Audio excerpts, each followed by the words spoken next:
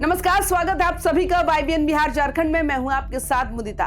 बिहार की राजनीति में एक बड़ा दांव खेला गया और ये दांव किसी साधारण नेता ने नहीं बल्कि उपेंद्र कुशवाहा ने खेला है, जिन्हें कभी बिहार की राजनीति का सोशल इंजीनियर कहा जाता था। लेकिन इस बार इंजीनियरिंग सोशल नहीं है, सीधे पॉलिटिकल फैमिली इंजीनियरिंग है। फॉर्मूला सीधा है, पिता राज्यसभा में, मां विधानसभा में और अब बेटा मंत्री। सवाल ये नहीं कि दीपक प्रकाश मंत्री कैसे बने, सवाल ये है कि क्यों, किसके कहने पर और किस कीमत पर बने। क्या ये सिर्फ कैबिनेट में जगह बनाने की राजनीति है या फिर नीतीश सरकार में कुशवाहा परिवार की अगली पीढ़ी को स्थापित करने का सबसे बड़ा ऑपरेशन? और क्या वाकई उपेंद्र कुशवाहा बेटे को एमएलसी बनवाकर बिहार की अगली पीढ़ी की राजनीति में अपना सिंहासन सुरक्षित कर रहे हैं? आज हम इस खेल की परतें खोलेंगे। सबसे पहले बात करते हैं दीपक प्रकाश की।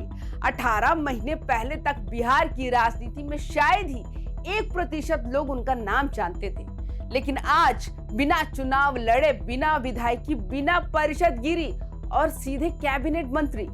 बिहार की राजनीतिक इतिहास में ये बहुत कम होता है। क्यों? क्योंकि किसी भी गैर चुनाव प्रतिनिधि को मंत्री बनाना सीधे सीधे फैमिली एलिवेशन मॉडल की ओर इशारा करता है। ये सिर्फ मंत्रालय नहीं है, ये सीधे सत्ता के कमरे में स्थायी कुर्सी की एंट्री है। क्या सच में सम्राट चौधरी की एमएलसी सीट दीपक का इंतजार कर रही है? ये सबसे बड़ा राजनीतिक मनीबॉल मूव है।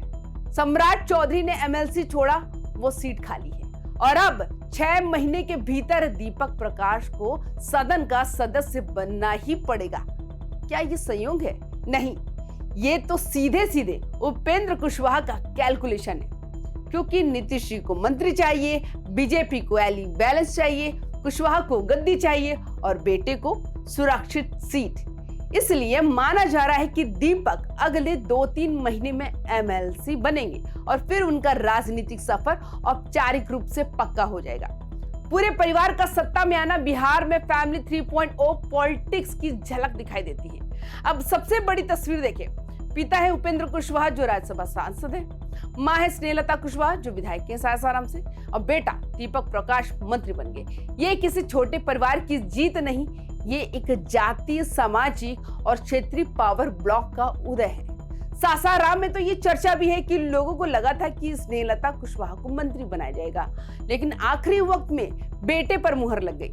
ये बदलाव संयोग नहीं, ये सत्ता का जनरेशन ट्रांसफर है। वैसे उपेंद्र कुशवाहा का असली खेल क्या है? यहाँ असली मजा आता है। उपेंद्र कुशवाहा ने हमेशा अपनी राजनीति का ब्रांड बनाया है।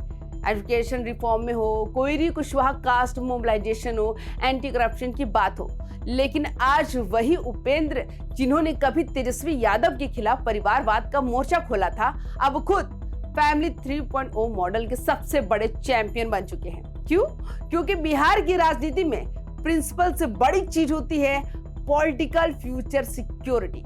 कुशवाहा ये जानते हैं कि उनकी पहचान, उनकी जाति का वोट बैंक और आरएलएम की बार्गेनिंग पावर सब कुछ तभी जिंदा रहेगी जब अगली पीढ़ी पावर में एंट्री कर जाए। और ये एंट्री हो गई है। तो क्या चिराग पासवान की बढ़ती ताकत ने कुशवाहा को मजबूर किया? ये एंगल भी हो सकता है, क्योंकि चिराग पासवान बिहार की पॉलिटिक्स में लगातार उभर रहे हैं और अब बारी है दीपक प्रकाश की। कुशवाहा समाज के बीच चिराग पासवान की लोकप्रियता बढ़ रही थी। अगर अगली पीढ़ी की राजनीति की रेस शुरू होती है, कुशवाहा पीछे रह जाते, इसलिए उन्होंने ये कदम सही समय पर खेला। नीतीश कुमार जानते थे कि एनडीए में कास्ट बैलेंसिंग जरूरी है, आरएलएम का सिंबॉलिक इंपॉर्टेंस है, उपेंद्र को ज्यादा नाराज नहीं किया जा सकता और कैबिनेट एक्सपेंशन में युवा फेस चाहिए, इसलिए उन्होंने ये कार्ड खेला। यही वो सवाल है जो जनता पूछ रही है। क्या बिहार को एक नया एनर्जेटिक एजुकेटेड नेता मिला है या फिर एक और परिवारवाद संस्करण 3.0 है? एक युवा मंत्री क्या नया करेगा या फिर ये सिर्फ परंपरा निभाएगा? और ये चिंता इसलिए भी है कि क्योंकि पिछले 20 साल में बिहार की राजनीति में हर बड़े नेता ने अपनी अगली पीढ़ी को एंट्री करा दी है।